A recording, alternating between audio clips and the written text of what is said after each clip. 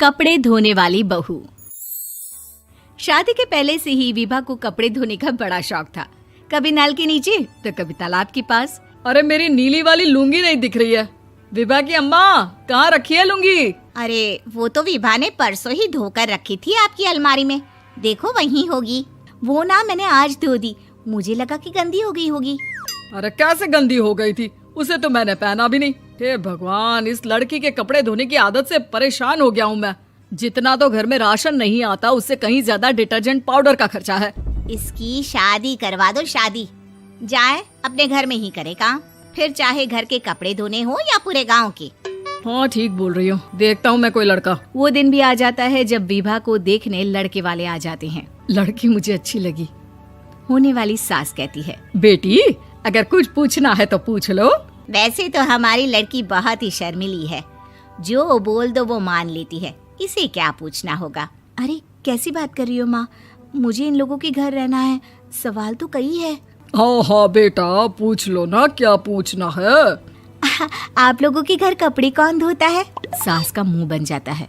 देखो, अगर तुम ये कहना चाहती हो कि तुम्हें कपड़े धोने नहीं आते तो सुन लो, कपड़े मैं ही धोती हूँ, लेकिन तुम्हारे आ जाने के बाद मैं रुमाल तक नहीं धोऊंगी। अरे चुप रहना भाग्यवान, बहू बेचारी घर आई नहीं, उसे डराना शुरू कर दिया।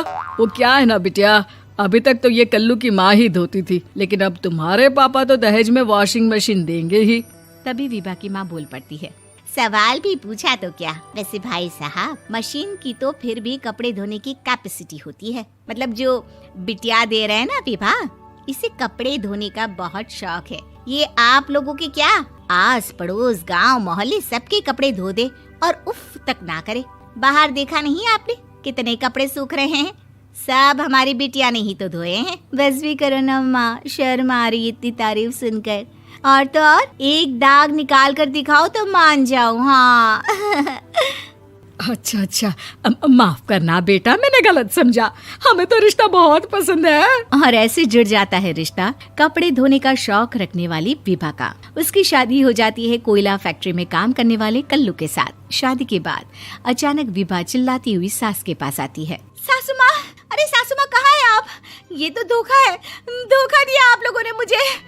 इसे ससुर के चक्कर के बारे में पता चल गया। अरे तो उसमें तुझे क्यों धोखा मिला है? अरे नल में पानी नहीं आता, कपड़े कैसे कब धुलेंगे? अच्छा, तू पानी नहीं आ रहा उसकी बात कर रही है। तो आपने क्या सोचा? कुछ नहीं। अच्छा, तेरी माँ ने कहा था कि कपड़े धोने का शौक है तुझे, याद आया मुझे। शौक बोलकर कपड़े धोने वाले मेरे जुनून को कम ना आके सासू माँ, कपड़ा धोना मेरा गुरूर है। तभी पति भी वहाँ आ जाता है। अभी मैंने इसे सनी देओल की फिल्म दिखाई है, उसी के डायलॉग मार रही है माँ। अच्छा सुन, साफ साफ बता रही हूँ, पानी सुबह 4 से 6 और शाम को 10 से 12 आता है, समझी? विभा टाइमिंग सुनकर हैरान हो जाती है। ये क्या भूतों का मोहल्ला है? सुबह 4 बजे उठकर कौन कपड़े धोता है? 4 बजे टंकी में पानी जाता है, फिर सारा दिन धोना ना, किसने मना किया? अरे कैसी बात कर रही हैं? 200 लीटर की टंकी में कितने कपड़े धो लूंगी मैं? सुबह ही उठ जाऊंगी मैं। अब क्या था, विभा सुबह 4 से लेकर रात के 12 बजे तक कपड़े ही धोती रहती। एक रोज सास पड़ोस से निकलकर कहीं जा रही होती है कि साथ वाली कहती है, हाँ कल्लू की माँ, जरा ये बताओ कि 2 साड़ी है, 2 ब्लाउज और एक पेटीकोट और एक नाड़े वाला लंबा कच्छा। हाँ तो? अरे तो क्या, कितना लोगी धुलाई ये बताओ। धोबन दिख रहे हैं हम क्या? हमारे पति सरकारी नौकरी से अभी रिटायर हुए हैं और बेटा सुपरवाइजर है कोयला फैक्ट्री में। धोबन समझ रखा है हमें? हाय रे कल्लू की अम्मा, माफ कर दो, वो तो मोहल्ले में यही सब बता रहे थे कि तुमने बहू को कपड़ा धुलवाने के काम में लगा दिया है। सास को पड़ोसन की बात सुनकर गुस्सा आ जाता है। वो घर पहुंचती है जहां घर के बाहर ही इतने सारे कपड़े सूख रहे होते हैं जितने कि किसी धोबन के घर पर। अरे ओ कल्लू की दुल्हन, बाहर निकल।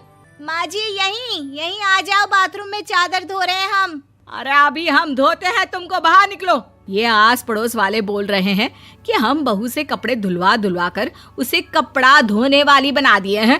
अरे छोड़ो ना माँ जी, किन लोगों की बातों में आती हो? आस पास के लोगों का तो काम ही होता है कि वो किसी तरह सास बहू को लड़ा दे। बहू सारे घर के कपड़े धोती है, ये क्या कम है? बोलिए। सास को भी लग जाता है कि वो बहू का ये सनकीपन नहीं छुड़वा सकती, इससे अच्छा है कि खुद ही चुप हो जाए। एक रोज सास और बहू मंदिर जाते हैं, जहाँ सास की साड़ी वहाँ खड़ी भीख मांगने वाली से मिलती है। माँ जी क्या बात है, आपकी साड़ी उस भिखारन से कितनी मिल रही है ना? हाँ हाँ देखो तो, दोनों की साड़ी मिल रही है। क्या बात है कल्लू की अम्मा, तुम खुद को तो अफसर की बीवी बताती हो और ऐसी सिंपल सी प्लेन साड़ी पहनकर घूमती हो। सिंपल और प्लेन नहीं है ये साड़ी। तो क्या सोने के धागे से फूल बने हैं? कुछ भी सासू माँ, कुछ भी। हाँ बने थे इस साड़ी में सोने के धागे से फूल। मेरे पति लेकर आए थे मद्रास से स्पेशली मेरे लिए 10,000 की। ताहे भाई साहब इस भिखारन के लिए भी सेम टू सेम साड़ी लेकर आए होंगे 10,000 की। सास उस वक्त तो कुछ नहीं कहती, लेकिन बहू के साथ घर आती है और अलमारी से एल्बम निकाल कर लाती है। ये साड़ी देख रही है, ये वही साड़ी है जिसे मैंने अभी पहना था। इस साड़ी में ये जो चमकदार फूल दिख रहे हैं ना, ये सोने के धागों से काढ़े गए हैं। लेकिन तू लोकल वॉशिंग मशीन ब्रश से घिस घिस कर सारे फूलों को निकाल कर साड़ी प्लेन कर दी। मुझे माफ कर दीजिए सासू माँ। और तो और, जब मैंने तुझे तेरी गलती के लिए कुछ नहीं कहा, लेकिन तूने तो सबके सामने मेरा मजाक ही बना दिया। क्यों? बहू को समझ में आ जाता है कि अब से उसका कपड़े धोना बंद।